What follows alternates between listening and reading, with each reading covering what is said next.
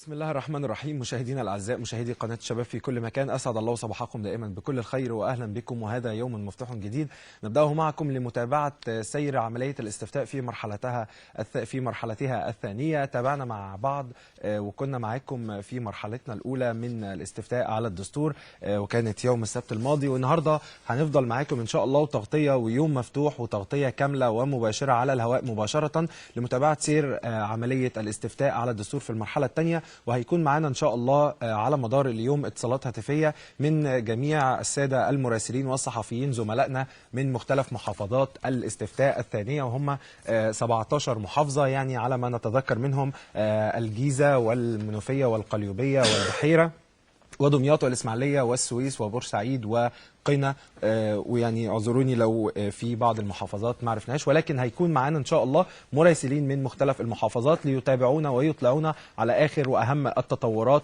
فور حدوثها باذن الله. اسمحوا لي نرحب بضيوفنا المنورين النهارده في الاستوديو، فضيله الشيخ هاشم اسلام عضو لجنه الفتوى بالازهر. اهلا بحضرتك يا فضيله الشيخ.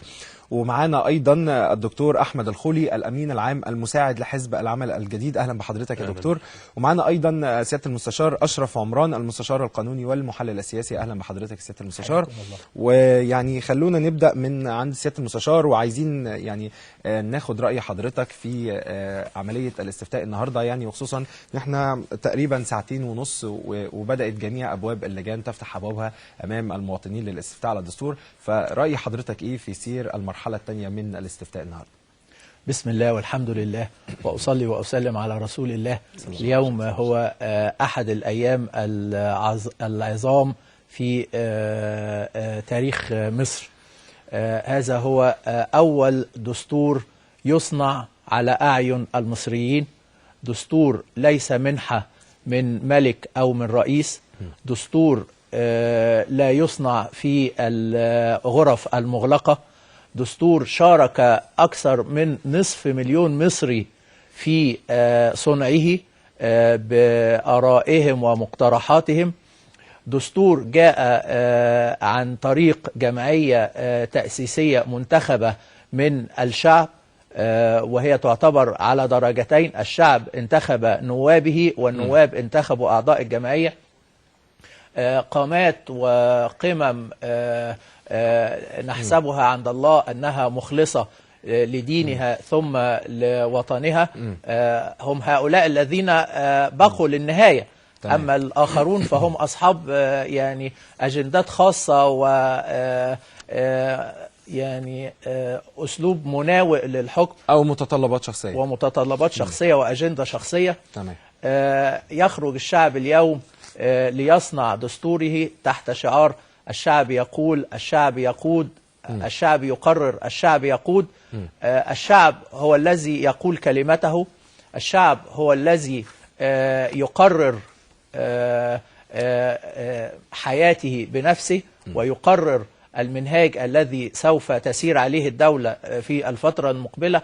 الشعب يقود السلطة إلى تشكيل الخريطة السياسية في مصر.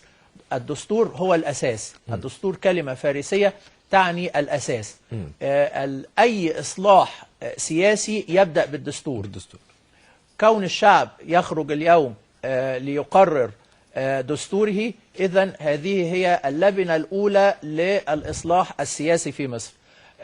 الوعي عند المصريين كبير، الذين يحاولون أن يلصقوا بالشعب المصري أنه في مرحلة حداثة سياسية، ويحاولون أن يغمضوا عينيه عن الدستور الحالي والنجاحات التي سوف يحققها، وهم لا يدركون مدى الوعي السياسي الذي أصبح فيه الشعب المصري الآن. هذا الوعي هو الذي ظهر وبجلاء في المرحلة الأولى، وسيظهر وبجلاء ووضوح شديدين في هذه المرحلة إن شاء الله. لكن يعني بصفة عامة إن شاء الله حضرتك متفائل بعملية الاستفتاء على الدستور مرحلة أولى ومرحلة تانية؟ إن شاء الله أنا متفائل، لأن الشعب أصبح يفرق بين الغث والثمين، أصبح يعلم من يحاول أن يقول كلاما يخدم به مصلحته هو الشخصية ممن يقول كلاما يخدم به مصلحة الوطن. نريد أن نخرج من الأجندة الضيقة والمصالح الضيقة إلى المصالح العامة وإعلاء مصلحة الوطن كله. إعلاء مصلحة الوطن تتمثل في إقرار هذا الدستور حتى تتشكل الخريطة السياسية في مصر، حتى تصبح هناك دولة مؤسسات، حتى لا يصبح الرئيس هو الذي يتحمل كل الأعباء لوحده، تشاركه فيها سلطة تنفيذية وسلطة تشريعية منتخبة تقر الخريطة السياسية في مصر وتعبر بمصر من هذا المنعطف الخطير. نتمنى إن شاء الله أن هذه المرحلة تمر على خير وأمان وسلام. دكتور أحمد الخولي، الأمين العام المساعد لحزب العمل الجديد، كنا عرفنا طبعا أن كان حزب العمل كان ليه مبادرة ودور مهم جدا في المرحلة الأولى من الاستفتاء، وعرفنا كمان أو يعني أنتوا أعلنتوا أن هيكون لكم خطة إن شاء الله في المرحلة الثانية هتساهموا فيها من جانب الحزب، يعني يا ريت حضرتك تطلعنا على هذه الخطة ودور حزب العمل في مرحلة الاستفتاء على الدستور.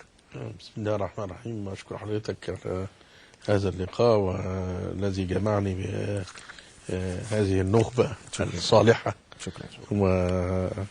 والحقيقة احنا في بداية يوم عظيم زي ما قال سعادة المستشار. أنا أحب أقول لك إن احنا في حزب العمل منذ بداية المرحلة الأولى، قبل المرحلة الأولى كنا أصدرنا يعني بوسترات غطت معظم أنحاء مصر، يعني بتطالب بنعم للتنمية ونعم للانتهاء من المرحلة الانتقالية ونعم للاستقرار ونعم للدستور طبعا، ولذلك نعم للدستور. وحتى عملنا يعني برضو في المرحلة الثانية كررنا هذا البوستر بناء على طلب الجماهير زي ما بيقولوا. طيب نتيجة هذه البوسترات او نتيجة يعني هذه المبادرة في المرحلة الأولى كانت عاملة ازاي؟ احنا كان في استجابة كبيرة جدا من الناس، خاصة ان في نقاش، يعني في كمان بيان بيتوزع، يعني وزعنا حوالي 500,000 بيان على المحافظات المختلفة، يعني سواء المرحلة الأولى أو المرحلة الثانية. وبالتالي ده كان في نقاش من الناس، في ناس كتير مش عارفة الكلام ده. عملنا كمان 4 ندوات في مقرات الحزب الرئيسي في جاردن سيتي أو مقرات الأحزاب الحزب في محافظات الجمهورية اللي هي فيها الاستفتاءات. وأيضا عملنا مؤتمرين كبار في سوهاج وقنا عشان لنفس الموضوع برضو شارك معنا فيه برضو الأحزاب الإسلامية. ده في خطة المرحلة الثانية. سوهاج يعني النهاردة يعني كان قنا في المرحلة الثانية. سوهاج كانت مرحلة أولى. لكن قنا في المرحلة الثانية.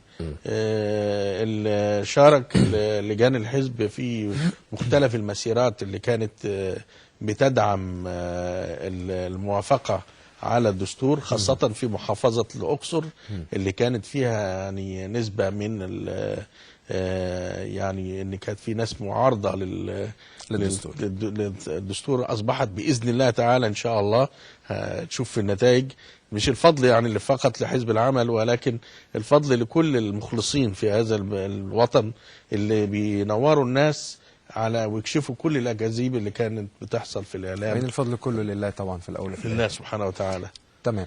طيب يعني تتوقع إن شاء الله النتائج أو رد فعل المواطنين في المرحلة الثانية من الدستور من هذه المبادرة الكريمة لحزبكم حزب العمل الجديد، تتوقع نتائجها تقارب من نتائج المرحلة الأولى، ولا يعني على اختلاف هوية المحافظات والفرق ما بين محافظات المرحلة الأولى والمرحلة الثانية؟ لا، أنا خلينا أتكلم مش بمنطلق إن أنا مؤيد للدستور، أنا خلينا أتكلم شوية بموضوعية بحيث إن في يعني أرقام هي التي تتحدث يعني. تمام. أصلا راجل يعني علوم وكده يعني يا أستاذ يعني في العلوم. فيعني أقول لحضرتك حاجة، يعني لو شفت حضرتك المحافظات، محافظة القاهرة التي كان يعول عليها العلمانيين بأن هي ممكن تصوت بنسبة كبيرة كما صوتت ضد الرئيس محمد مرسي، صوتت مع شفيق. تلاقي حضرتك ان النسبة هنا اختلفت، زادت في حدود 6% لصالح الجانب الموافقة. بالنسبة للمحافظة زي محافظة مثلا الشرقية كانت بتقل بنسبة حوالي 8% عن التصويت لصالح الدكتور محمد مرسي، وده اللي يعني باخده دليل لعدم التصويت مع الدستور او ضد الدستور. فهتلاقي محافظة الشرقية زادت عن المره اللي فاتت عن الانتخابات الرئاسه بحوالي نسبه تصل ل 10%. يعني كانت ضد ثم زادت، يعني كانت ضد بحوالي 46 زادت بحوالي بقت 56 لصالح نعم. يبقى زاد في حوالي 10% تقريبا. ولكن في ناس برضه كذلك دكتور محافظة أحمد الدقهلية فهي من أكبر محافظات الجمهورية في الترتيب السكاني. القاهرة ثم الإسكندرية ثم الدقهلية في عدد السكان. نسبة عدد السكان في الدقهلية كانت كبيرة جدا. لكن احنا محافظة نفس الشرقية الكلام دكتور بالنسبة أحمد، للمحافظات اسمح لي، دي. محافظة الشرقية في ناس كتيرة قوي في مدينة الزقازيق بالتحديد كمان بيقولوا لا احنا عندنا في الزقازيق يعني مش نسبة كبيرة أيدت الدستور وقالت نعم للدستور. في نسبة كبيرة جدا في محافظة الشرقية برضو يعني ما كانتش مؤيدة، ما قالتش بنعم. ما طبيعي، بس اللي حصل في الفرز يعني هو ده اللي حصل. يعني ما في طبعا نسبة، أنا قلت لحضرتك حوالي مثلا 46%. والله يا دكتور أحمد النتائج إلى الآن كلها اجتهادات. لا وانا يعني ده نتائج مش غير اجتهاد، ده ديت اصلا الفرز ده المره دي طلع بنتائج اتعلقت على اللجان من بره. يعني دي مش اجتهاد، ده اللجنه عمل راجل المستشار او رئيس اللجنه يعني قال الكلام ده علني ثم علق نسخه منها على باب اللجنه. يعني دي مش حاجه اجتهاد، يعني دي حاجه. انا عايز اتكلم على المرحله ديت، هناخدها بقى في التجميع ان شاء الله. المرحله ديت بالذات حضرتك فيها دلالات بقى. وانا اقول لحضرتك الدلالات اللي هي تخلي ان اقول لحضرتك ان الزياده هتبقى كبيره جدا بنعم في هذه المرحله. ليه؟ لاسباب. اول حاجه محافظات زي المنيا محافظه كبيره جدا بالنسبه لعدد السكان للمرحله دي، فالدلاله دي نمره واحد. نمره اتنين محافظه الجيزه برضو محافظه كبيره جدا بالنسبه للسكان، وايضا صوتت لصالح الدكتور مرسي، والمنيا صوتت لصالح الدكتور مرسي المره اللي فاتت. ادي محافظتين كبار. المحافظه الثالثه اللي لها دلاله ان شاء الله هتبقى دلالتها واضحه جدا، هتختلف عن المره اللي فاتت، اللي هي المنوفيه.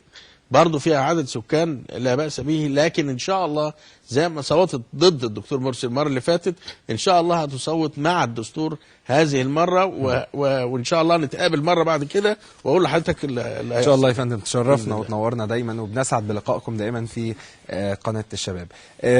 فضيله الشيخ، يعني عايزين نعرف من حضرتك لما ترى هذا الاصرار من قبل القوى المعارضه على رفض الدستور حتى الان؟ يعني احنا داخلين في المرحله الثانيه والى الان لم تنجح النخب من المجتمع او لم ينجح كثير من العلماء في اقناع الناس على الوقوف عن هذه الانقسامات التي تحدث في الشارع المصري. يعني كيف ترى هذا الإصرار من قبل المعارضة؟ الحمد لله رب العالمين، والصلاة والسلام على أشرف المرسلين سيدنا محمد صلى الله عليه وسلم. وبعد الحقيقة أنا بشكر سيادة المستشار وسيادة الدكتور، وأنا يعني أكمل وإحنا يعني متفقين في هذا. يخطئ من يظن إن الصراع السياسي في مصر مش صراع أيديولوجي. لا، غير صحيح. الصراع السياسي النهارده اللي الناس مش قادره تفهمه، انا كراجل ازهري انتمائي لله ثم للازهر الشريف، ادرك ان الصراع مش موضوع شخص او جماعه او حزب او تيار. لا لا لا، الصراع صراع ايديولوجي. الصراع بين مصر الثوره والعروبه والاسلام ذات مرجعيه المشروع الحضاري الاسلامي، وبين المشروع المناوئ للثوره. انت واخد بال حضرتك؟ نعم، في جزء معارض، انت واخد بال حضرتك، وفي قطاع كبير مخدوع ومضلل من وسائل الاعلام. وانا لا اشك ان 85 او 90% انهم من الاعلام ده عامل لهم، لان اما تلاقي يطبع دستور مزور، انت متخيل؟ طب انت بتطبع دستور مزور ليه؟ لما انت عندك دستور، المسودات اللي كانت بتروج انت واخد بال حضرتك؟ انت لما انت عندك دستور والنسخه الاصليه بتزورها ليه؟ عشان ان هو يوهم الناس ان هم يقولوا لا. اما يجي يطبع ورقه ليله السبت المرحله الاولى، انت ونفس الشيء هتلاقي، وتلاقي الاكاذيب موجوده على الشاشات وموجوده في الجرايد. طب لامتى؟ الكلام ده هدفه ايه؟ الكلام ده للاسف الناس اللي بتسمي نفسها النخبه انها خدت العلمانيه او الليبراليه منهج. والعلمانيه والليبراليه قسمين، او العلمانيين والليبراليين قسمين، في قسم ايجابي وقسم سلبي بغض النظر عن اختلافنا في الايديولوجيه معاهم. نعم. لكن القسم الايجابي عنده الراي والراي الاخر، والقسم السلبي مرن، عنده روح التفاوض بالظبط والمناقشه. بالظبط، عنده انت قابل احنا ندخل للرفض الانتخابات خلاص، والإيجاب. مفيش مشكله مفيش مشكله، انت كسبت النهارده انا هكسب بكره. الامور مرات جاك شيراك مثلا ما نزلت والعمليه مش مع صراع، الحجاب في العمليه مش فرنسا. تصارع، العمليه بالظبط هي كده. تسابق على مصلحه الوطن. بالظبط كده. لكن المشكله في القطاع السلبي الوصائي الاقصائي متمسك برأيه، اللي هو عايز ان هو ما فيش بيفهم في البلد الا هم. هم الشعب ده يقول لك الشعب ده لسه مش فاهم، واحنا لاقيينهم مش في قطاعات كتير قوي في المجتمع يعني. خدت بالك اما يطلع واحد يصف محافظه من المحافظات مثلا، مع انها محافظه محترمه جدا والناس محترمين والناس علماء، يصفها بالبهايم. طب ده يعني في انه فكر، في انه كذا. دول مش بشر، مش مصريين، مش مسلمين، حتى لو مسيحي مش مواطن، له حقوق المواطنه وله حق التحكم لديهم في الاحوال الشخصيه. النظر ان يقول لك الشعب ما نضجش، ما هي دي كانت كلمه مبارك، ان هو كان يقول لك ده الشعب لسه الشعب لسه عايز يتعلم النضج. لا، ده شعب مصري فاهم كويس وفاهم مصلحته كويس وعارف. الشعب المصري كان فاهم كمان سياسه كويس قوي من قبل الثوره. بالظبط ولكن الثوره هي اللي اتاحت الفرصه ليه ان هو يعبر عن رايه بقى ويشارك برايه بالزبط. في الحياه السياسيه. والا ما كانش قام بثوره. انا هقول لحضرتك في جمعه التنحي كان كام؟ من 16 ل 18 مليون على المستوى. دي بتتحسب ازاي؟ كل واحد ملوش 5 مأيدينه من اهل بيته وقرايبه. اكيد انت طبعا. واخد بال حضرتك من داخل الميدان نفسه كنت تلاقي الراجل واقف وحواليه 10 15 واحد. طب اضرب 15 في 5 بكام؟ بس بلاش هنقول 18، خلينا 15. 75 خلاص 75 يعني هم الشعب. صح. طب لو قلنا 18 انت خلصت. انت واخد بال حضرتك؟ فهي بتتحسب. ولذلك النهارده هم الموضوع ايه؟ الموضوع الشعب قام في ثوره 25 يناير عبر بحريه، افرزت اللي هو الهويه بتاعت مصر، الهويه العربيه الاسلاميه للشعب المصري. ولذلك النهارده ان هم مش عايزين المشكله في ايه؟ احنا محتاجين معارضه بناءه، محتاجين معارضه اجندتها وطنيه مصريه، محتاجين معارضه ان هي ترفع كده شعار مصلحه مصر العليا فوق كل اعتبار. لان احنا سيدنا عمر لما قام على المنبر وبعدين بيقول اسمعوا واطيعوا، قام له رجل من فارس قال له لا سمع ولا طاعه يا عمر. قال له ولما يرحمك الله؟ قال له من اين اتيت بهذا الثوب؟ انت اديت كل واحد منا دراعين قماش، انت عليك نص جلابيه زياده، لان سيدنا عمر كان طويل. نص جلابيه مش مليارات. أيوه. نص جلابيه. قال له قم يا عبد الله بن عمر. قال ان ابي رجل طوال فاعطيته حق. فقال الان نسمع ونطيع. هو الرئيس مرسي ملاك؟ لا مش ملاك، ده بشر ليس معصوم، يصيب ويخطئ. والقاعدة كل يؤخذ من قوله ويرد إلى المعصوم صلى الله عليه وسلم. وهو مين البشر اللي ما بيخطئش؟ في سلبيات في الدستور، في سلبيات، وأي عمل فيه سلبيات. لكن إن احنا النهاردة ما بنيجي ننظر للدستور ده أفضل دستور اتوضح موجود. والنهاردة دول اللي عايزيننا نفضل في الحلقة المفرغة في التويهة، ان احنا ويطلع لك كل شويه بلطجيه، ويطلع وتعمل مجلس شعبي يحل لك مجلس شعب، وتعمل قانون عزل سياسي يلغي لك قانون العزل طيب يعني انا عايز اخد راي حضرتك برضه فضيله الشيخ في دور مؤسسه الازهر الشريف في هذه الاحداث الجاريه، خاصه يعني تصريحات الازهر الشريف لما يحدث مش هنقول قليله ولكن بتظهر على فترات متباعده. يعني اخر تصريح للازهر الشريف كان اعتقد امس لما كان بيدعو المواطنين لكي ينحوا خلافاتهم جانبا عن مصلحة الوطن. فيعني رأي حضرتك ايه برضو في دور الازهر الشريف؟ الازهر الشريف كمؤسسة قيمة وقامة طبعا، ويعني وهو رمز الوسطية والاعتدال في العالم الإسلامي. نعم. والازهر الشريف بخير، لكن للأسف الشديد أصاب الازهر كمؤسسة من مؤسسات الدولة بعدما خضع للدولة في عهد محمد علي باشا، أصابه مثل أصاب بقية مؤسسات الدولة. يعني النهاردة ما بنلاقي القضاء في مجمله نزيه وقضاء عادل وقضاء شريف، لكن هناك منظومة تحتاج إلى تطهير. كذلك الأزهر النهاردة الأنظمة الدكتاتورية نجح في أن تضع مجموعة من علماء السلاطين التي تمثل وجهة نظر، ودي بدأت بوثيقة الأزهر، بدأت بعد كده بموضوع تعديل القانون 103، بدات بموضوع هيئه كبار العلماء، لحد ما شفنا هي اللي وقفت ضد ان تكون الماده الثانيه انها تبقى الشريعه الاسلاميه المصدر الرئيسي والوحيد نعم.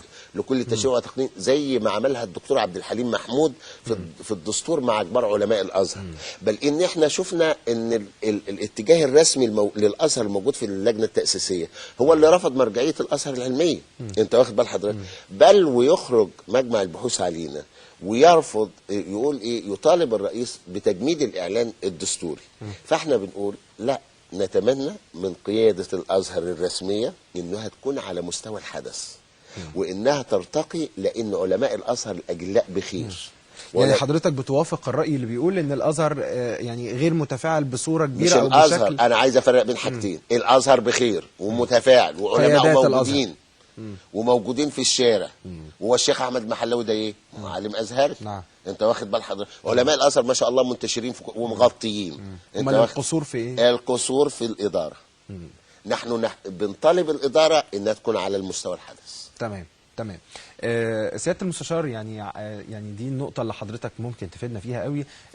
كثير من المواطنين بيقولوا ان الدستور بيحتوي على بعض المصطلحات التي قد تكون غير مبهمة، غير صريحة، غير واضحة، وبالتالي هي اللي ابتدع مجال كبير لإثارة كثير من اللغط في الشارع المصري وما بين المواطنين على بعض المواد. كان من أمثلتها مادة أعتقد هي المادة 35 في الحريات، يعني ودي كان طلع عليها كمان مادة إعلانية في بعض القنوات الفضائية.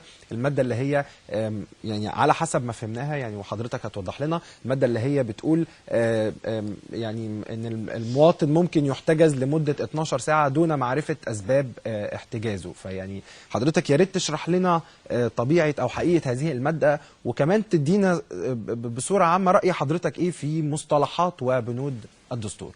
بسم الله الرحمن الرحيم.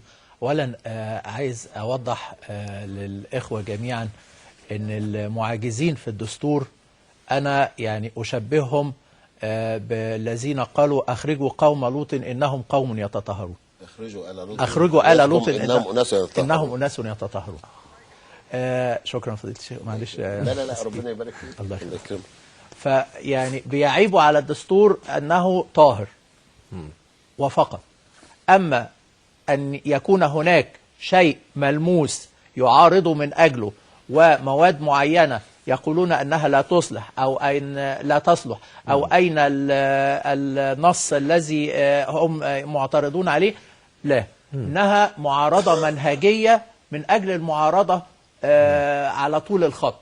منها ما يعرضون في المادة 35. طب يعني قبل ما ندخل في المادة سيادة المستشار، ما هو احنا كنا محتاجين فعلا فور اعلان المسودة الاولى من الدستور ان شخصية قيادية بارزة حتى مثلا من اللجنة التأسيسية للدستور او المستشار حسام الغرياني نفسه كان يطلع للشعب المصري، وحتى لو على فترات ياخدها كمراحل، يشرح مادة ويعني ويقول المقصد منها للشعب المصري او للمواطن البسيط اللي ممكن ما يقدرش يفك رموز او مصطلحات هذه المادة اللي ممكن تكون تصعب يعني فهمها عليه.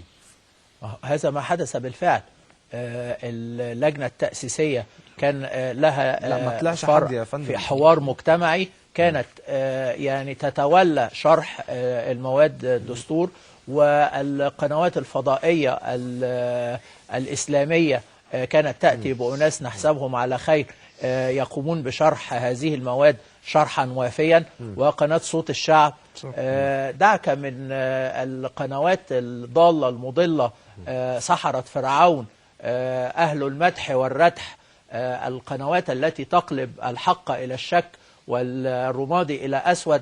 هذه هي القنوات التي جعلت هذا اللبس في أذهان العامة كلهم أو المصريين بصفة عامة. تمام. أما حقيقة الوضع 35 أما حقيقة الوضع فهناك ليس هناك غموض ولا إبهام. المشرع الدستوري منزه عن اللغو.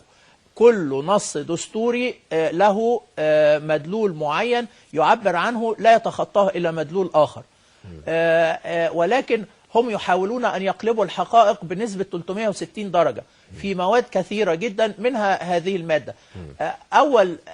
يعني دي أول مادة في دستور من الدساتير تعطي المقبوض عليه الحق في أن يعلم سبب القبض عليه، وليس شفاهة، إنما بصك مكتوب أورنيك مكتوب عليه سبب القبض عليه والتهمة الموجهة إليه فيه.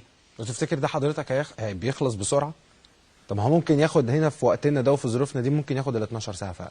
لا، هي ال 12 ساعة دي مش وقت يوسع من قدرة السلطة التنفيذية على العصف بالحرية الشخصية للفرد واحتجازه لأكثر يعني فترة ممكنة، إنما هي ميعاد في خلاله، يعني ممكن في خلال ساعة، ممكن في خلال ساعتين، إنما هو توسع 12 ساعة ليه؟ عشان أحيانا يقبض على المتهم في مكان معين ويذهب إلى القسم الذي سيقضي فيه الحجز بعد عدة ساعات، قد يقبض عليه في مكان والمسافة الزمنية لها بعد آخر، فوسع المشرع الدستوري. زي الوادي الجديد مثلا؟ نعم؟ زي الوادي الجديد؟ زي الوادي الجديد مثلا أو حاجة زي كده، إلى أن يصل إلى هناك يعطيه في خلال 12 ساعة.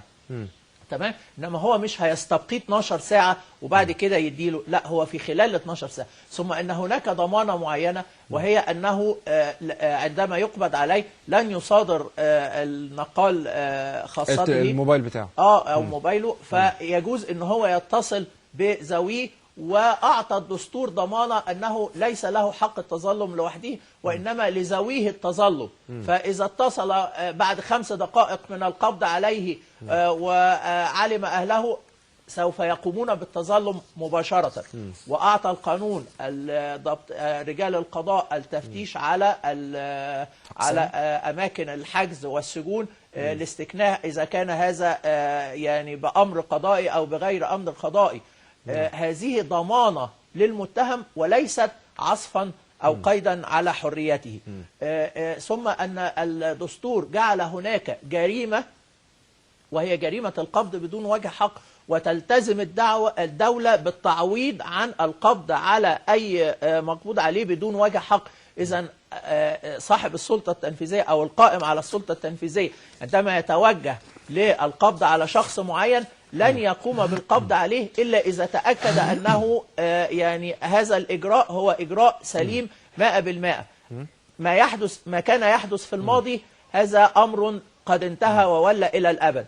أما الآن فأصبحت الحرية هي في المقام الأول، أما الإجراءات القصرية فحكمها القانون بعدة ضوابط معينة حتى لا يتم العصف بحرية المقبوض عليه. تمام. هنستكمل مع حضراتكم حوارنا الجميل، ولكن بعد ما ناخد اتصال من سيادة المستشار مصطفى جمعة نائب رئيس هيئة قضايا الدولة، وهو الآن بأحد غرف العمليات بدمياط. سيادة المستشار صباح الخير. صباح الخير. سيادة المستشار، يعني يا ريت تطلعنا على الحالة عند حضرتك والوضع في محافظة دمياط، أخباره إيه دلوقتي؟ والله الحمد لله اللجان بدأت يعني في مواعيدها كلها من الساعة 8 وبتنتشر عملها، وفي قضاة طبعا على كل صندوق موجودين في جميع اللجان. نعم. وفي قضاة احتياطيين موجودين في مقر برضه غرفة العمليات في المحكمة، بالإضافة لأعداد أخرى بحيث أي قاضي أو عضو هيئة قضائية يتعرض لأي نوع من الإرهاق أو التعب أو غيره من الممكن يعني استعواضه بآخر تحل محله لاستكمال العمل في اللجان. يعني العدد كافي عندكم يا سيادة المستشار؟ العدد القضاء كافي؟ وفي سيادات كبيرة كمان موجودة. ومش لن يقوم يعني مش هيحصل ان ممكن يستعوض عن القاضي بأي شخص آخر؟ لا طبعا لا يجوز قانونا، يعني مادة 39 من الإعلان الدستوري جعل الإشراف قضائي كامل، وبالتالي لا يجوز ان اي شخص آخر من اي جهة إدارية. يعني احنا بنطمن بس يا فندم، علشان في ناس كانت قالت قبل المرحلة الأولى بيوم قالوا إن قد لا يكون الإشراف القضائي بصورة كاملة على جميع اللجان. يا باشا الإشراف كامل، ويعني أنا يعني أقول لحضرتك إن احنا يمكن موجود أكتر من 100 عضو احتياطي موجودين. جميل يا فندم. طيب جميع يعني بالتالي يعني حتى لو احتاجنا ندفع أكتر من عضو في لجنة واحدة عشان يواجهوا العمل موجود، العدد موجود. طيب يا فندم، هل كان في تأخير في فتح بعض اللجان ولا كل اللجان الحمد لله؟ لا يعني اللجان كلها فتحت في مواعيدها، يمكن بعض الموظفين الإداريين المنتدبين من محافظات أخرى هم اتأخروا شوية، بس كان في ناس موجودين من محافظة دمياط وبدات اللجان كلها في مواعيدها يعني. طيب ما فيش اي تاخير ولا حاجه. جميل. بالنسبه لوضع منظمات يعني ممثلين منظمات المجتمع المدني وكلهم ما فيش حد بيشتكي من حاجه، والشكاوى اللي بتيجي بتتحل اول باول على طول. طيب وعن التوجيه امام اللجان يا سياده المستشار، وضع التوجيه ايه؟ يعني هل في جماعات بتوجه لاحد الاراء بالنسبه للمواطنين؟ احنا ما فيش شكاوى وصلتنا في غرفه العمليات من هذا الامر يعني. وبالتالي ما اعتقدش ان في حاجه، لان لو في اي حاجه بيجوا اعضاء منظمات المجتمع المدني بيبلغونا، الاعلاميين بيبلغونا، وبالتالي بيتم علاج هذا الامر. وخارج اللجان ده بيبقى اختصاص الشرطه والقوات المسلحه، مش اختصاص الاعضاء. يعني اكيد بتوصلكم برضو اي معلومه. سياده المستشار مصطفى جمعه نائب رئيس هيئه قضايا الدوله، بنشكر حضرتك شكرا جزيلا. سياده المستشار اشرف عمران، يعني نستكمل ما كنا بنقوله. القبض كون ان هو يعلنه في خلال 12 ساعة دي ضمانة للمقبوض عليه وليست عصفا بحريته كما قلنا. تمام. ووضع الدستور أيضا كما سبق وأن أسلفنا أيضا جريمة القبض على القبض بدون وجه حق على أي فرد تستوجب التعويض من قبل الدولة. إذن ليس هناك مجال للسلطة التنفيذية كي تفتئت على حرية المواطن. تمام. الدكتور أحمد، يعني ماذا بعد الموافقة على الدستور بنعم؟ يعني هل يعني من رؤية حضرتك هل نعم هي فعلا التي ستحدث الاستقرار؟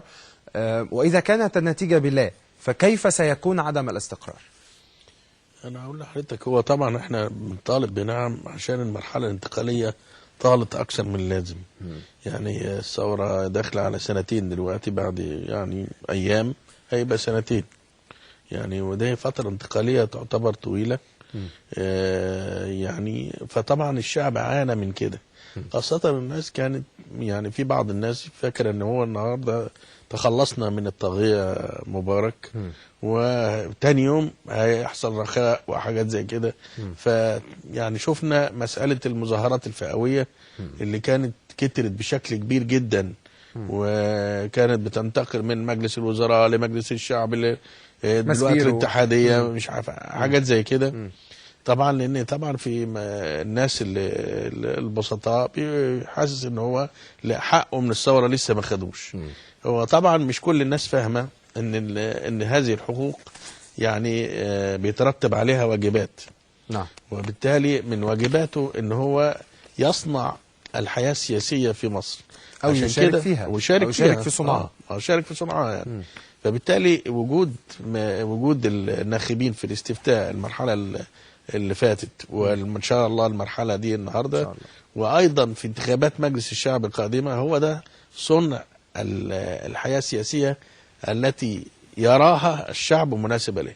يعني الشعب في المرحله الجايه باذن الله بعد نعم باذن الله إن شاء الله للدستور هيبقى في انتخابات مجلس الشعب في كل المحافظات. وبالتالي اولا اول حاجه هتتعمل ان السلطه التنفيذيه نفسها في صلاحيات كتيره من رئاسه الجمهوريه هتروح ناحيه الحكومه. الحكومه رئيس الحكومه هيبقى جزء من السلطات تروح لرئيس الحكومه، فيبقى في الحاله دي في حاجات مش مع الرئيس. دي حاجه يعني حاجه زي ما كان كثير من الاراء ان سلطات الرئيس يبقى رئاسي برلماني، وسلطات الرئيس بتتقلص كثيرا في الدستور الجديد. البرلمان نفسه اللي هيجي باذن الله هيبقى متشكل باغلبيه الناس اللي موجوده هي اللي هتشكل الحكومه. اغلبيه الحزب او مجموعه احزاب اللي موجوده اللي ممكن تتالف مع بعض تقدر تشكل برلمان، وده البرلمان هو اللي صنعه الشعب. يبقى في الحاله دي الشعب بقى انا اللي جبتك، فانا بقى انا عايز منك كذا كذا. البرلمان مشارك، هيبقى مشارك. الشعب كده هو اللي جاب الرئيس مرسي لينا. بس هنا الرئيس هنا ما معهوش اي حاجه تانية، سلطات تانية. السلطات اللي موجوده كلها كانت عباره عن كل ما نيجي نعمل مجلس شعبي يتلغي، كل ما تيجي تعمل جمعيه تاسيسيه عايزين يلغوها، اتلغى قبل كده قوانين زي ما قال فضيله الشيخ العزل وغيره وغيره. يعني المسائل اللي زي كده ما كانش فيها نوع من استقرار السياسي في البلد، لكن هنا في استقرار صنعه الشعب، والشعب عليه ان يحافظ على هذا الاستقرار. انا جبت الرئيس بايدي، انا يعني جبت البرلمان بايدي، اتمسك بالبرلمان والرئيس اللي انا جبتهم بايدي، وعايز اغيرهم اقدر اغيرهم بعد 3 سنين خلاص يعني. يعني ترى حضرتك ان هيبقى في وضع قوى المعارضه اذا كانت النتيجه بنعم؟ انا يعني مع الكلام اللي قاله فضيله الشيخ اسلام، ان هو المعارضه المفترض تكون معارضه بناءه. يعني انا عارض لوجه الله ثم للوطن، مش مجرد ان انا عارض فقط لمجرد المعارضه. انا مختلف معاك بس اقول حاجات حقيقيه. طبعا ما فيش حد منزه عن الخطا، يعني حتى الحكومه اللي هتشكل حتى باغلبيه، مش معنى ان هي باغلبيه ان هم منزهين عن الخطا. ده ليهم سياسات معينه، السياسات ديت عجبت الشعب يغيرهم الشعب في اي انتخابات جايه. انما ما يقعدش ان انا اطلع مظاهره مثلا اقول ده انا اطلع مظاهرات واعمل مش عارف ايه عشان لا اقول لهم لا لازم نخلعهم ازاي؟ ده دول جايين بانتخابات تشريعيه يعني الناس كلها شاركت فيها، زي ما جه الرئيس كده كل الناس شاركت في انتخابات الرئاسه. ما حدش يقدر يقول ما فيش سلطه منتخبه في مصر الان على سطح ارض مصر الا الرئيس محمد مرسي الوحيد اللي هو المنتخب. كل سلطات معينه الباقيين يعني كلها هترى معينين. حضرتك نعم هي اللي هتقود للاستقرار. طب اذا كانت النتيجه بالله كيف ستقود لعدم الاستقرار؟ انا بقول لحضرتك يعني معناها ايه؟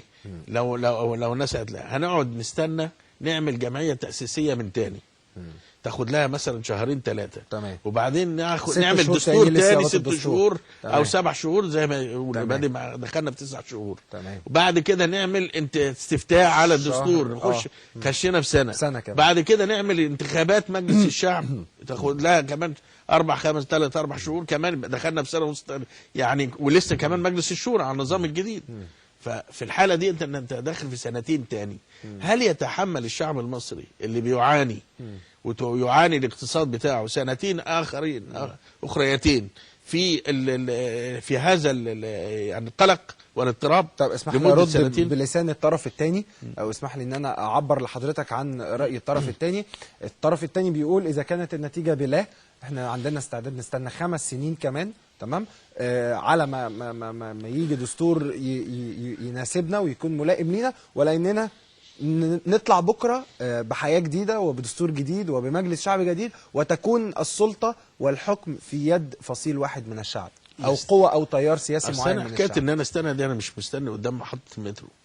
ده دوله مستنيه 80-90 مليون قاعد مش لاقي مكان. كل ما يجي يروح مداني يلاقي مقفول، كل ما يروح يلاقي في حته يلاقي خيام في الشارع. كل الناس اللي قاعده مش واخده بالها من كده. وانا قلت لحضرتك من شويه ان المظاهرات الفئويه دي مش هتستنى. هيقول لك لا انا عايز دلوقتي، انا ليا 20 جنيه زياده في المرتب ما خدتهاش، انا ليا مش عارف الاستاذ الفلاني المدير العام الاداره الفلانيه مش عاجبني عايزين اغيره، انا رئيس مش عارف مجلس اداره ايه مش عارف ايه. هنفضل في الاضطراب ده.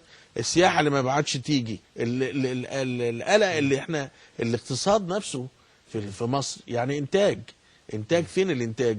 اذا كنت انا قاعد طول الفتره دي ما فيش اي استقرار لاي حاجه، ما فيش سياسه معينه، هيكل سياسي معين اقتصادي اسلامي راسمالي اشتراكي، ولكن يا دكتور احمد بعد اذنك وسياده المستشار برضو، يعني عايز اسمع راي حضرتك في الموضوع ده. في ضوابط او اسس معينه اللي بيسموها الهيدلاين بتاعه الامور. انا ما عنديش هيكل وظيفي دلوقتي، ما عنديش سياسه واضحه او محكمه للدوله، ولكن عندي اسس لازم ان الحكومه تمشي عليها. زي مثلا مش هقول ان انا اجرم او ان انا يعني امنع المظاهرات والاعتصامات، ولكن اخلي في تواجد امني مقابل لهذه الاعتصامات، لان الفتره اللي فاتت كلها الاعتصامات بيتتبعها على طول انفلات امني، الاعتصامات بيتتبعها على طول دماء وقتلى وجرحى. فلازم اخلي في امن يعني يوازي هذه الاعتصامات والاحتجاجات. لو عندي امن، لو مثلا لو وزاره الداخليه ده يعني خلينا مثلا نقول دي اقل حاجه يعني او اقل توقع، لو وزاره الداخليه هتشتغل كويس في الشارع المصري تمام، مش هيبقى فيها اعتصامات، او هتبقى الاعتصامات محكمه هتمشي البلد، لان البلد اللي موقفه دلوقتي الاعتصامات زي ما حضرتك تفضلت وقلت دلوقتي. طيب. كل فصيل من الشعب بيطالب بحقه، كل فصيل من الشعب طالع على اتفه سبب يعمل اعتصام، ولا يصح حتى اللي بيحصل قدام المحكمه الدستوريه دلوقتي، وهو من فصيل معين هو اللي بيتخوف الشعب المصري كله ان هو يبقى الحكم وزمام الامور في ايده. ولا يصح ايضا اللي بيتعمل قدام القصر الاتحاديه والنائب العام ولا قدام النائب العام. ولكن يعني ولكن مش هذا كده. ولكن اللي بيحصل يا فندم دلوقتي لا يمنعه موظف من اداء عمله. ما منعوش رئيس المحكمه الدستوريه ان هو لم يمنع رئيس المحكمه اطلاقا. وزير الداخليه نفسه اتصل بيه وزير الداخليه وقال لهم تعالوا ما فيش اي مشكله. جت ناس، جت 13 واحد دخلوا والباقيين ما رضوش يجوا. هو مش عايز يجي عشان يعمل كده، ده هو حر. اشمعنى دي مش عاملين عليها كلام؟ رئيس الجمهوريه المنتخب الوحيد في مصر ما حدش بيتكلم عليه. ليه؟ مع انه هو المنتخب الوحيد، الباقيين دول معينين. مهما كان انه هو قاضي، مع احترامنا لاي قاضي فهو معين. لكن انت بتتكلم على واحد رئيس الجمهوريه منتخب من 90 مليون واحد.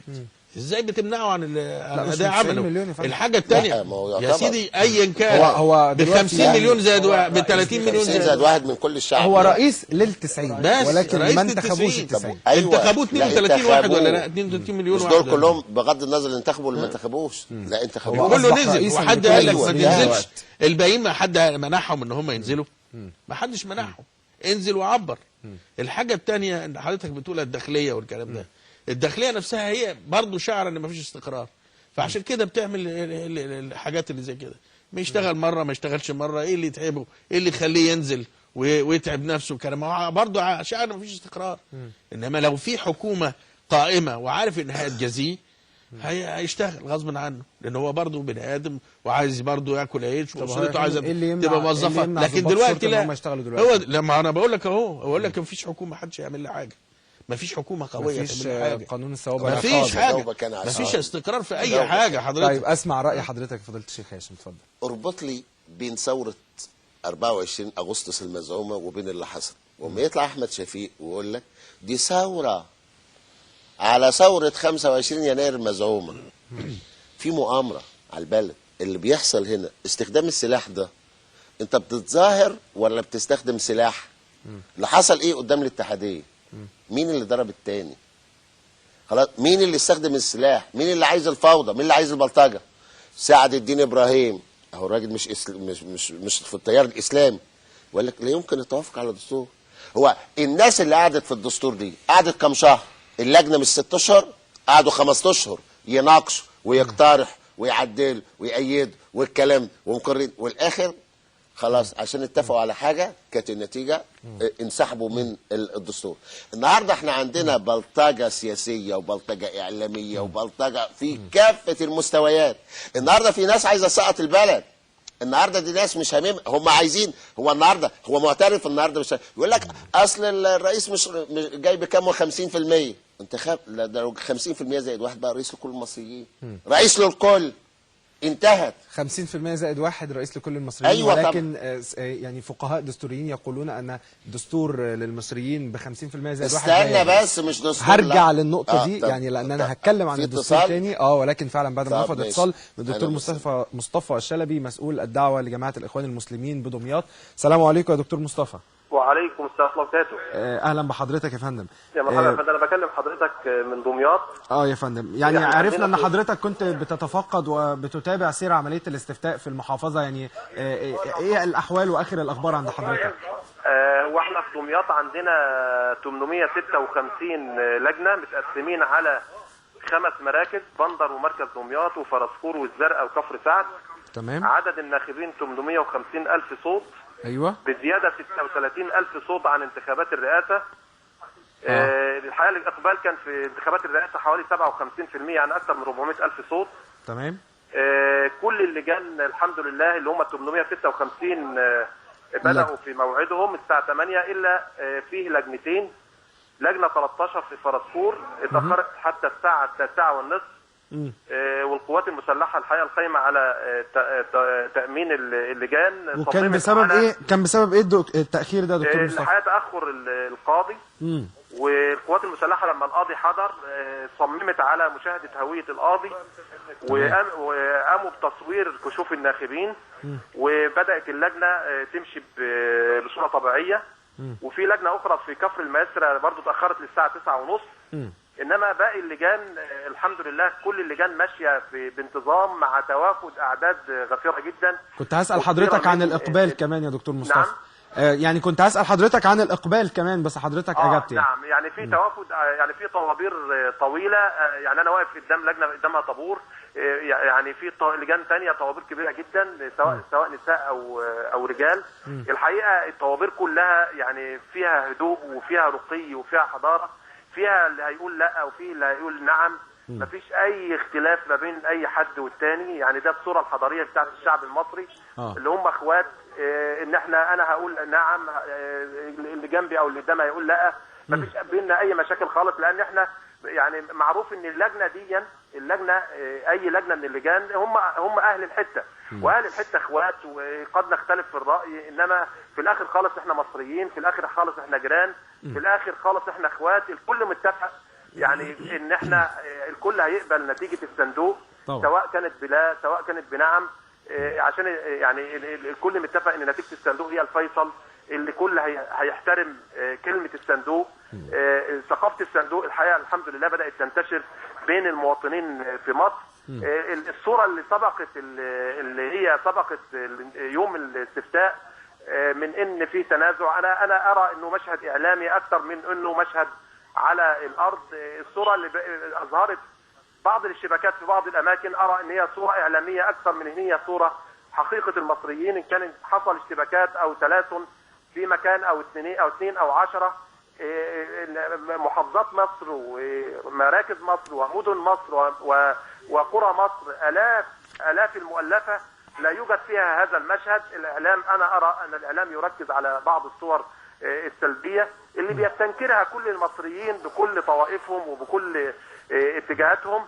الحقيقه هو عرس ديمقراطي، الكل متفق ان احنا يعني ارى ان بعض الناس النساء او الرجال بيحرصوا ان هم يصطحبوا اطفالهم حتى الرضع للمشاركه فيه، اللي كان حلم من احلامنا اللي كنا بنشوفه على الفضائيات في الدول الغربيه والدول الديمقراطيه، اصبحنا النهارده الحمد لله بنشوفه على الواقع في شوارعنا وفي قرانا وفي مدننا، ان احنا نشوف الكثير من الناخبين بيصطحبوا اطفالهم في هذا المشهد الحضاري الجميل. دائما ننظر الى نصف الكوب المليء، املنا ان شاء الله باذن الله ان العمليه دي هتعدي، وان شاء الله باذن الله نبني اول يعني مؤسسه من مؤسساتنا وهي الدستور، ننتقل بعدها لبناء مؤسسه اخرى وهي مؤسسه مجلس النواب، ثم مجلس الشعب والمجالس المحليه، حتى يعني ننهض ببلدنا وحتى تستقر ويبقى فيه اقتصاد واستثمارات وتنميه إن شاء الله اقتصاديه. ان شاء الله. دكتور مصطفى شلبي، مسؤول الدعوه لجماعه الاخوان المسلمين بدمياط، شكرا جزيلا لوجودك معنا. فضيله الشيخ، حضرتك كنت بتقول 50 زائد 1، 50% زائد 1. الدستور اولا ليس قران. قبل ما نبدا في الدستور يعني 50% زائد 1 أنا جاي لك أهو. يبقى ده رئيس لكل المصريين. جاي لك أهو. كيف يكون لل 49.9 من باقي الشعب الذي لم ينتخب الرئيس او لم يصوت على الدستور ان تقنعه بهذا الدستور او بصلاحياته وان هذا سيؤدي لاستقرار البلد؟ اولا الدستور مش قران ان هو ثابت مش هيتغير، لا دي وثيقه وبتتغير في كل دول العالم، بدليل ان احنا بنغير والمجال مفتوح وقدامنا مجلس الشعب القاضي نغير. الاختلاف على ايه؟ على 15 ماده، على 17 ماده. انت واخد بال حضرتك؟ انما دي مش حقيقه الاختلاف. حقيقه الاختلاف قلت لحضرتك ان هو ايديولوجي. بالديمقراطيه بالشورى 50 زائد 1 يبقى هي اغلبيه. انت واخد بال حضرتك؟ الرسول صلى الله عليه وسلم في غزوه احد لما عمل مجلس شورى وقعد مع الناس في المسجد قال لهم نحارب بره المدينه ولا نقعد في المدينه؟ الشباب قالوا له ازاي ده، هم يقولوا ان احنا خفنا وجابوا لنا، لا لازم نخرج لهم بره. الجماعه الكبار السن الشيوخ، والرسول صلى الله عليه وسلم كان رايه انه يقعد في المدينه خلاص. ورغم ان هو كان شايف رؤيه ان في بقر يذبح اشاره للهزيمه، لكن نزل على راي الشباب لانهم الاغلبيه. ليه؟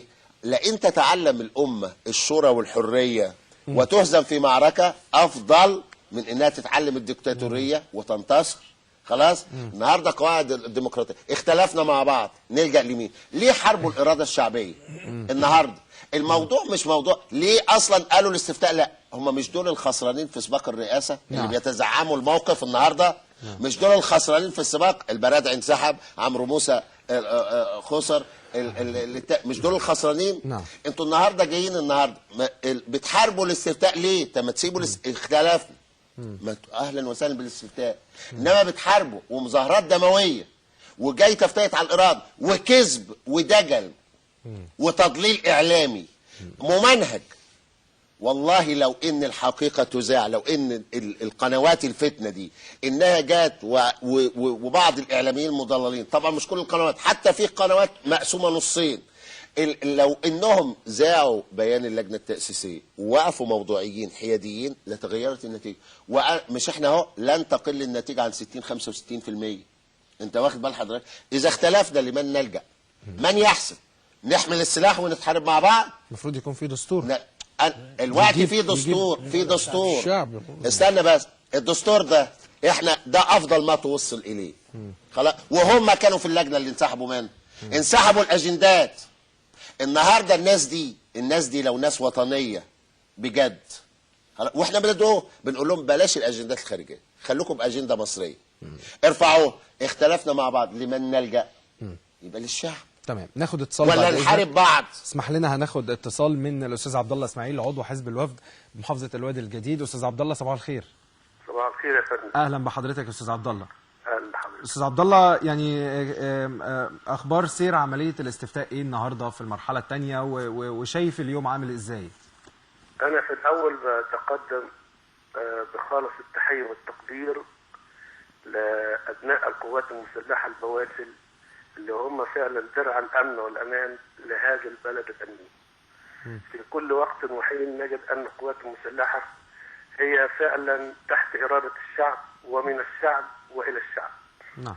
فتحيه لابناء القوات المسلحه من الجند الصغير الى السيد وزير الدفاع. ونحن معك ان شاء الله. وتحيه خاصه ايضا لابناء الشرطه الشرفاء الذي هم يعملون بضمير صادق مع الله عز وجل وليس مع عباده. نعم. لأن الكثير منهم ما زال بعيدا عن الخدمة تماما، والشعب غير راضي عن هذا.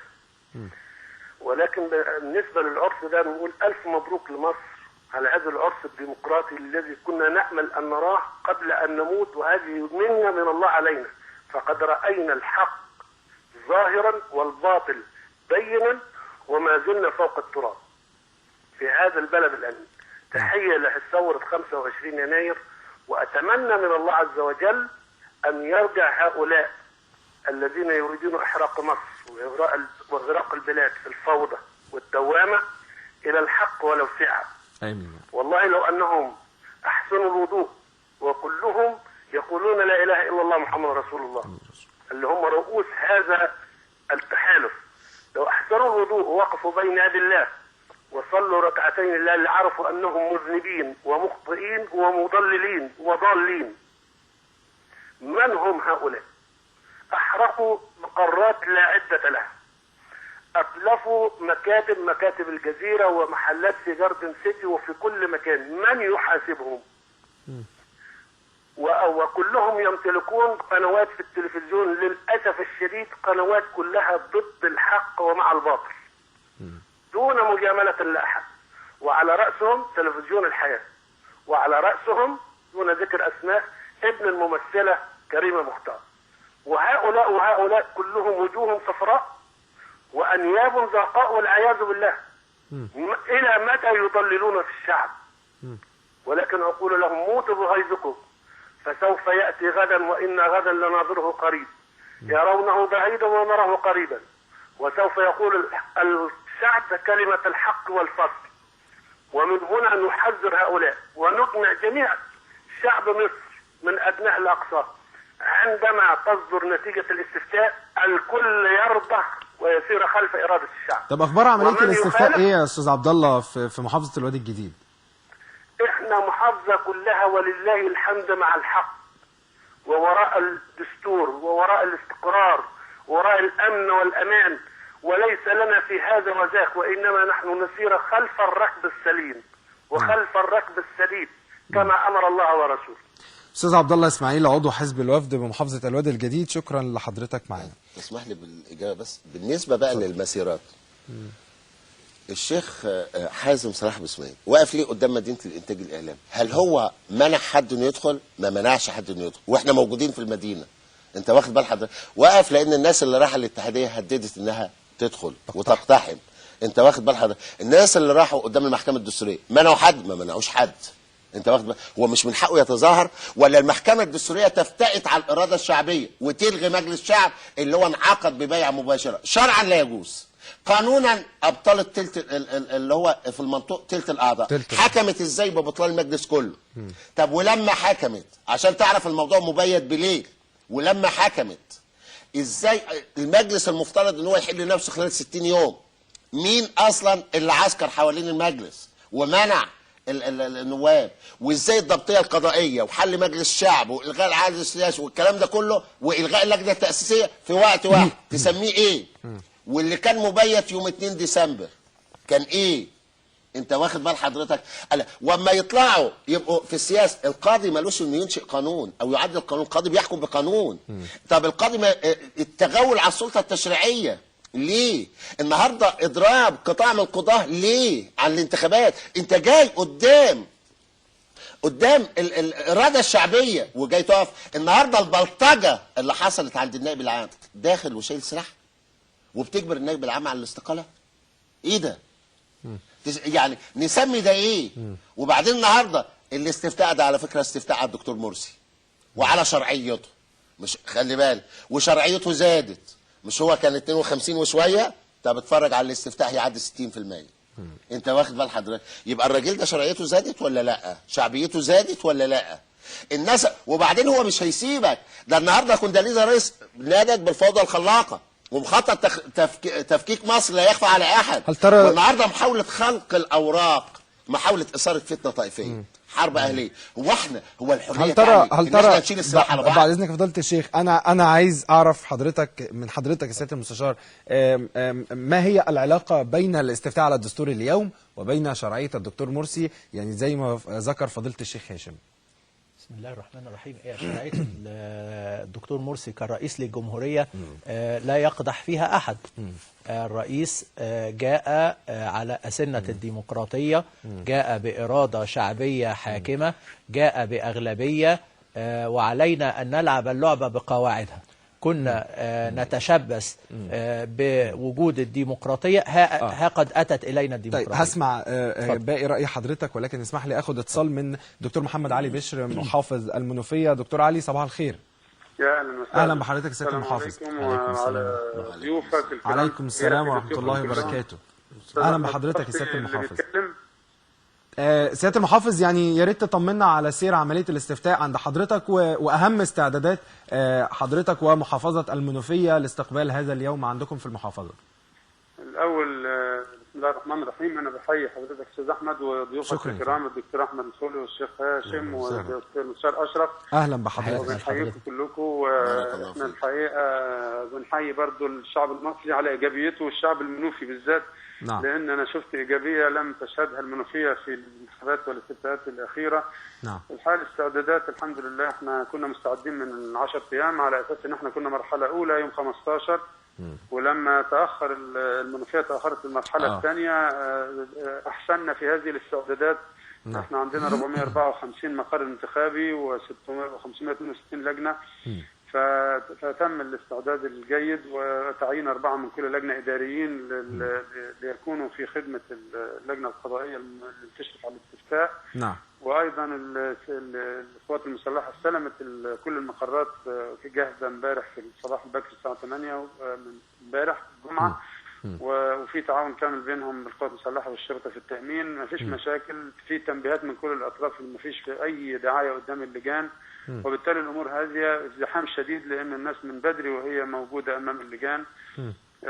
فاحنا نامل باذن الله النهارده يعدي على خير، واحنا في الاخر يهمنا الايجابيه وان الشعب المصري يقول رايه سواء نعم او لا. نعم. فما عندناش مشكله، النتيجه النهائيه هي اللي هنحترمها ونحترم. سيادة المحافظ، هل تتوقع حضرتك النهارده برضو ان يمتد او ان تمتد فتره الاستفتاء زي ما حصل في المرحله الاولى؟ يعني برؤية حضرتك لإقبال المواطنين يعني على اللجان. أتوقع أن هنحتاج لبعض المد، لأنه العدد كبير من ناحية، والناحية الثانية إن الطوابير طويلة جدا. وأيضا رغم إن في كشوف بره كل واحد بيعرف رقمه، إلا إن طابور واحد على كل صندوق.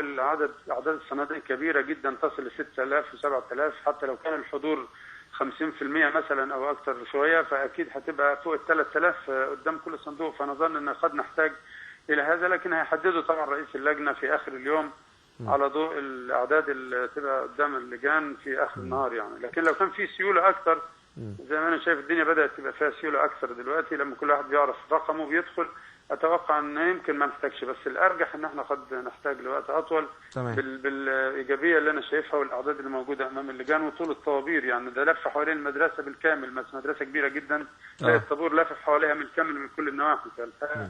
لو استمرت كده قد نحتاج فعلا. تمام. أنا بشكر حضرتك جدا دكتور محمد علي بشر محافظ المنوفية، شكرا جزيلا لوجود حضرتك معنا. سيادة المستشار، كنا بنسأل يعني رأي حضرتك، كان فضيلة الشيخ هاشم قال شرعية الدكتور محمد مرسي بناء على ما قالوا واقرنها بالدستور، يعني فما العلاقة ما بين شرعية الدكتور مرسي هقول والدستور؟ لحضرتك اولا بسم الله الرحمن الرحيم، شرعيه الدكتور مرسي لا جدال عليها. نعم. فهو رئيس اتى بانتخابات حره ونزيهه، وعلينا ان نلعب اللعبه بقواعدها. قواعد لعبه الديمقراطيه تقول ان علينا ان نقبل بنتائج الصندوق. نعم. وتقول ان الاغلبيه تحكم والاقليه تراقب وتعارض. نعم. اذا هو وقد حاز الاغلبيه، اذا فقد اصبح رئيسا لكل المصريين، وكل المصريين أصبحوا تحت إمرته، تحت رئاسته. لا نقول لمن أعطاه ولمن لم يعطيه، كلهم تحت رئاسة السيد الرئيس. هذا. أما من ناحية مصر، هي شركة مساهمة، لكل مصري سهم فيها، والأسهم تعلو وتنخفض. ما يقصده فضيلة الإمام هو أن الأسهم التي يعني يدل عليها ارتفاع هذه الأيام في مدى التصويت على نعم الدستور، هي تعلي من أسهم السيد الرئيس، وليست تحكم في شرعيته من عدمها. بعد إذنك يعني نعم. احنا ممكن نقول ان أسهم رئيس الجمهورية ارتفعت وزادت شعبيته عندما نرى نتائج حقيقية على أرض الواقع، عندما نرى المقدمات الجيدة تدل على نتائج جيدة. هذه المقدمات يا فندم قد تحتمل النتيجة الإيجابية وتحتمل النتيجة السلبية. بالعكس، المحافظات الأقل عددا هي اللي زادت. صحيح. دعنا نتحدث عن الأمور تؤخذ على البراءة الأصلية أو الحل الأصلي. نحن الآن في يعني المدلول الذي يعني تتيح لنا النتائج أن هناك نعم. تمام. إذن هناك ارتفاع لأسهم السيد الرئيس. هذا الارتباط ما بين الشرعية والارتفاع الأسهم. شرعيته لا يقدح فيها أحد، أسهمه ترتفع بنعم للدستور.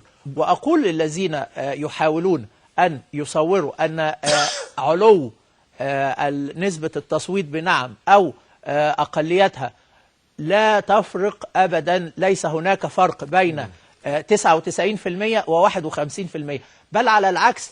أنا أرى إن لما تيجي النسبة مش عالية بالنسبة الكافية دي، يعني دليل على الديمقراطية التي نحن نعيش فيها الآن، ودليل على نزاهة العملية الانتخابية، ودليل على أن كل صاحب رأي يقول رأيه ويجده في الصندوق.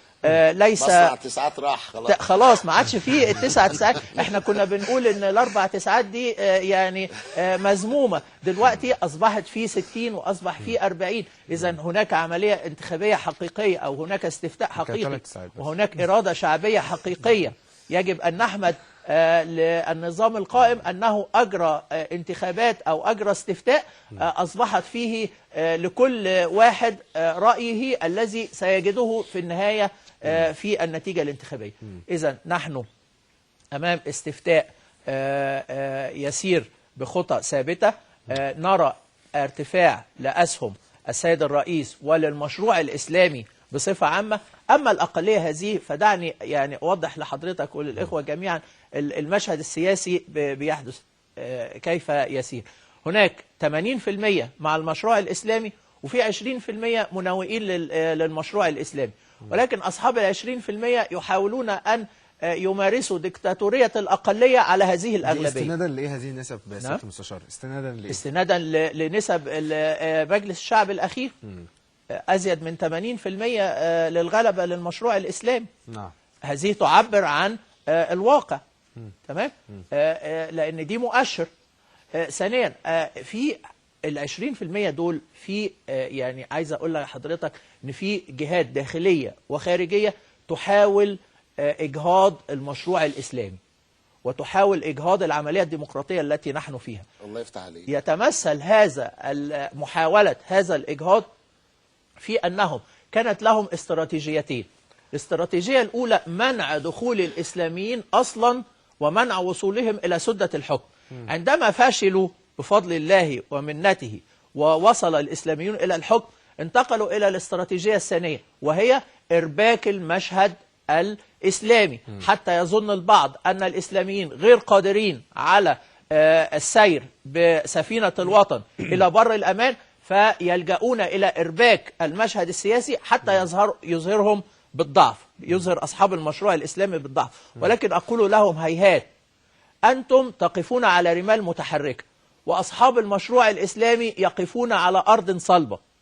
أنتم يعني أجندتكم خاصة وأصحاب المشروع الإسلامي أجندتهم مصلحة الوطن. أنتم مدفوعون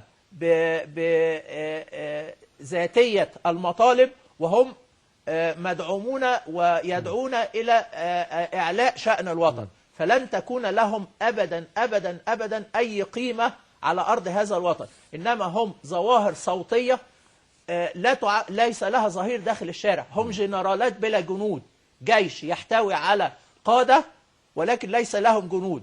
وهل القادة هم الذين ينزلون الحرب إن كان يعني هناك؟ فأنا أقول أن محاولة الأقلية أن تربك المشهد السياسي في مصر وتزعزع من وضع الأكثرية خطأ شديد ويتوهمونه. اسمح لي حضرتك برضو أضيف حاجة بسيطة كده، إن اللي بيقولوا ال 20% دي برضو بيقولوا إن إحنا أمام حزب وطني جديد. نعم. إزاي أمام حزب وطني جديد؟ لابد وأن تفرقوا بين الحزب الوطني والمشروع وأصحاب المشروع الإسلامي. الحزب الوطني كان يصل إلى الأغلبية بالتزييف وتزوير إرادة الناخبين وإجراءات قصرية واغتصاب السلطة. أما أصحاب والبعض الآن يقول أن أصحاب المشروع الإسلامي يصلون إلى المواطنين بالزيت والسكر والتموين. يا سيدي، أصحاب المشروع الإسلامي تمام يقفون ورؤوسهم شامخة ويتصلون بالقاعدة بالشعب من أول درجات القاعدة. أما العكس تمام فهم يقفون يعني في القمة ويطلبون من الشعب أن يصعد إليه. هذا هو الفرق بين أصحاب المشروع الإسلامي والمناوئون للحكم الإسلامي. أصحاب المشروع الإسلامي متصلين بالشعب من أول درجاته، أما الآخرين فهم يقفون ويلعبون على أحبال السياسة وليس لهم قاعدة شعبية يستندون إليها. هناك فرق كبير بين الحزب الوطني المنحل الغير مأسوف على انحلاله وبين أصحاب المشروع الإسلامي. هؤلاء وصلوا إلى سدة الحكم عن طريق انتخابات نزيهة، عن طريق إرادة شعبية حقيقية، عن طريق ترجمة لإرادة الشعب. أما الآخرون فكانوا يحصلون عليها بالتزييف واغتصاب السلطة. اختلاف كمان بين الهدف من أصحاب أصحاب المشروع الإسلامي وأعضاء الحزب الوطني القديم. أعضاء الحزب الوطني القديم كانوا يسعون إلى السلطة من أجل السلطة، من أجل مصالحهم، من أجل نهب الأموال، ليس من أجل مصلحة الوطن. إنما أصحاب المشروع الإسلامي يضعون نصب أعينهم رضاء الله سبحانه وتعالى ثم مصلحة الوطن. شتان بين الاثنين، شتان بين هؤلاء وبين أولئك. علينا أن نتبين الغث من السمين، علينا أن نفرق بين المشروع الإسلامي الذي نحن نعيش فيه وبين من يربطون بينه وبين الحزب الوطني المنحل. هو يعني بين الثرى والثريا، بين هذا وتلك. وأنا أرجو إن شاء الله أن الشعب يتفهم ذلك وأن يعلم أن من يقولون هذا القول إنما هم الذين يعني يسعون إلى مصالحهم الشخصية وليس المصلحة العامة للوطن. نعم دكتور أحمد، البعض من المواطنين يعني يقول أن الدستور أو يعني الدستور الذي نحن بصدد الاستفتاء عليه هو ليس عقد بين الشعب المصري وبين الحاكم، ولكنه عقد ما بين التيار الإسلامي وما بين الحاكم والحكومة. يعني تفسيراتهم في كده أن الغلبة كانت للتيار الإسلامي في الجمعية التأسيسية للدستور، خاصة في ظل الانسحابات. تمام. فبالتالي أصبح الدستور ذو طابع إسلامي، أو أصبح المتحكم فيه هم من التيار الإسلامي أو من الفصيل الإسلامي. فبيقولوا دلوقتي ان يعني خلاص هو الدستور ده ليس لكل المصريين. فرد حضرتك ايه على هذه الاعتراضات؟ اولا هذه الجمعيه التاسيسيه اللي عندما تاسست المره الثانيه بعد ما الغتها المحكمه الدستوريه المره الاولى، تاسست للمره الثانيه، تاسست على اساس 50% من داخل البرلمان و50% من خارج البرلمان. نعم. وعقدت عقدت اجتماعات في مقر حزب الوفد، وهو حزب ما هوش اسلامي. نعم. وايضا بحضور مثلا اللي كان بيتحدث باسم هؤلاء وحيد عبد المجيد. وحيد عبد المجيد مش اسلامي. نعم. واللي تم التوافق على معايير اختيار بحيث ان يبقى مين اللي يجي، فلان وفلان وفلان وفلان، بحيث ان يمثلوا كل طوائف الشعب المصري وليست الأحزاب الإسلامية فقط. وبالتالي هناك أحزاب إسلامية لم تمثل بالقدر الكافي، وأحزاب إسلامية لم تمثل على الإطلاق، وأحزاب يعني ليبرالية وعلمانية أخذت أكثر من حجمها. يكفي يا دكتور أحمد تمثيلا للأحزاب الإسلامية حزب النور، حزب الحرية والعدالة وحزب النور. ماشي، حزب الحرية خدوا هذا يكفي. هم الأغلبية بين الأحزاب السياسية، بين الأحزاب الإسلامية. غير صحيح. لان حضرتك بتقول ده الكلام كله اسلامي، ده مش اسلامي كله، ما هماش اسلاميين. ده انا بضرب لحضرتك امثله للي هم بيعارضوا. عمرو موسى اسلامي، وحيد عبد المجيد اسلامي، مارجريت عازر اسلامي. اقول لحضرتك مين يعني. هو لو حتى خدنا التمثيل داخل البرلمان ما خدوش بنسب الناس اللي موجوده داخل البرلمان حتى. يعني بقول لحضرتك يعني احنا حزب العمل ما كناش ممثلين في الجمعيه التاسيسيه. حزب البناء والتنميه بتاع الجماعه الاسلاميه مش ممثل داخل الجمعيه التاسيسيه. ومع ذلك واحزاب تانية كتير جدا، احزاب صغيره مرسلت على اعتبار ان هي يعني من التراضي والتوافق، عشان ما حدش يقول لا يا جماعه ده انتوا كده سيطرتوا وغيره. وتم التوافق على كده، وقعدوا جوه هذه الجمعيه التاسيسيه الى يوم من 15 يوم، مش شهر قبل اللي ما يخلص الدستور. وكل المواد كلها اللي اتفقوا عليها، منهم الدكتور جابر نصار اللي هو مالي التلفزيونات كلها نقدا في الدستور، كاتب بخط ايده ماضي على كل البنود دي، وعشان زياده من عنده كمان كاتب جنبها الحمد لله. يعني كمان بيطلع بعد كده ينتقد كل المواد ديت. طب ما هي موجوده ايه، ونشرت الكلام ده منشور كل التوقيعات، عمرو موسى وجابر نصار ووحيد عبد المجيد وغيره، والوفد كلهم موجودين كانوا موقعين، وغادي الثوره، كل الاحزاب العلمانيه موقعه على كل البنود دي. وبعدين نيجي لحاجه ثانيه، احنا قال لك ده احنا مختلفين على حوالي 10 بنود. 10 بنود تمثل كام بند من 236 بند؟ 5%. يعني انا ارفض الدستور عشان 5%؟ ارفض دستور البلد عشان 5%؟ طيب احنا حزب العمل مثلا لنا برضو بعض الحاجات عن الدستور، لكن انا يهمني حاجات 3 اساسيه. اولا بقى في تداول للسلطه موجود في الدستور.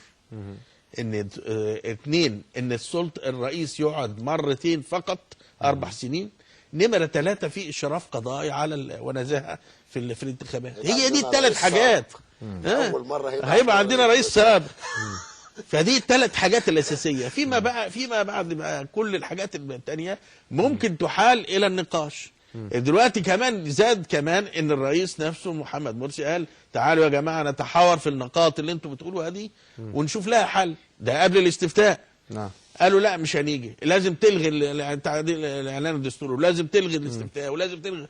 ما فيش ابدا يعني تحاور ولا حضرتك تفاوض. كده دخلت في سؤال تاني انا كنت يعني عايز اساله لحضرتك. المعارضه الموجوده دلوقتي على الساحه يعني كيف يمكن مش هنقول استقطابها لان يعني احنا في عصر حريه دلوقتي، ولكن كيف يمكن ان يتم نقدر نقول ارضائها، او يعني يتم الوصول الى عقليتهم عايزين ايه بالظبط، ونقدر ان احنا يحصل توافق بقى فعلا زي ما احنا عمالين بندعو بقى لنا فتره. اذا كانت المعارضه في عندها بتعمل لصالح هذا الوطن بالفعل يعني فعليها ان تاتي للحوار.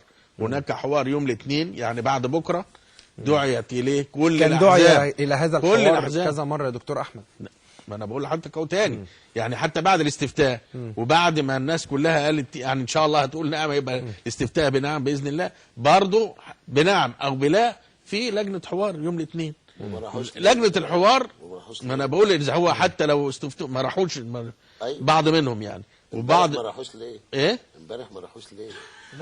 بعض منهم ما انا بقول لحضرتك يعني حتى لو بتاعتهم فاضيه حتى لو بعد الاستفتاء ما انا بقول لحضرتك لا حتى لو بعد الاستفتاء وطلع ان هم الاستفتاء بنعم فليهم فرصه تانية ييجوا ويقعدوا ويتفاوضوا على نقاط اللي هو مختلف فيها ثم يتقدم هذا الكلام زي ما قال الرئيس مرسي قال نتعهد تعهد مكتوب ملزم. ايوه ان انا هذا التعهد المكتوب الاربع مقاعد فاضيين اهو تمام فاضيين موجودين. طب ما راحوش امبارح ليه؟